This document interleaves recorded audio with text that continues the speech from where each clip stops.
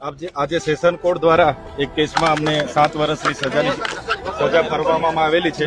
નામદાર કોર્ટની જે પણ સુનાવણી છે એમનો આદર કરી. જોહાર સાથીઓ, આજે મારે એક એવા વ્યક્તિ ઉપર વાત કરવી જરૂરી બને છે કે જે આદિવાસી સમાજના હક અને અધિકારો માટે હર હંમેશ સરકાર સામે અવાજ ઉઠાવતા આવ્યા છે.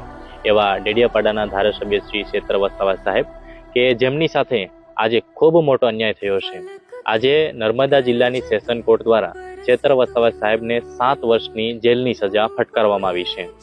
આજે ગુજરાતનો આખો આદિવાસી સમાજ ખૂબ દુઃખી છે કે જે વ્યક્તિ ગરીબો, વંચિતો, શોષિતો અને આદિવાસી સમાજના હક અને અધિકારો માટે સરકાર સામે અવાજ ઉઠાવતો હતો, એને ગુજરાતની જે ભાજપની જે સરકાર છે એન કેન પ્રકારે પાયા વિહોણા કેસો લાવીને એને જેલમાં ધકેલવાનો પ્રયત્ન કરી રહી છે. હવે ગુજરાતના આદિવાસી લોકોને દેશ અને રાજ્યની જે ન્યાય પ્રણાલિકા છે એના ઉપરથી વિશ્વાસ ઉઠી રહ્યો છે.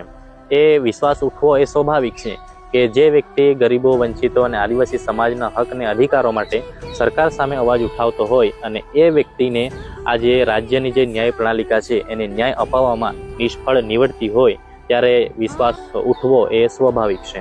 આપણે હવે ચેતર વસાવાને આપણે સાચો ન્યાય અપાવવો હોય તો 2027ની જે વિધાનસભા આવી રહી છે એમાં જે સત્તામાં શોર થયેલી જે ભાજપની સરકાર છે એને હવે બતાવી દેવું પડશે કે આદિવાસી સમાજના લોકો પણ હવે જાગૃત થઈ ગયા છે.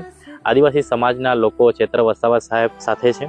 જે ગુજરાતમાં જે 27 વિધાનસભાની જે સીટો છે આદિવાસી સમાજની એ ભાજપ સરકારના મોઢામાંથી કાઢીને હવે ચેતર વસાવા સાહેબને આપવું પડશે. ત્યારે ચેતર વસાવા સાહેબને આપણે સાચો ન્યાય આપ્યો એવું કહી શકાય. ગુજરાતની ભાજપ સરકારને હવે છેલ્લી એટલી રિક્વેસ્ટ છે કે ચેતર વસાવા સાહેબને જે 7 વર્ષની જેલની સજા ફટકારવામાં આવી છે એને તાત્કાલિક ધોરણે રદ કરવામાં આવે.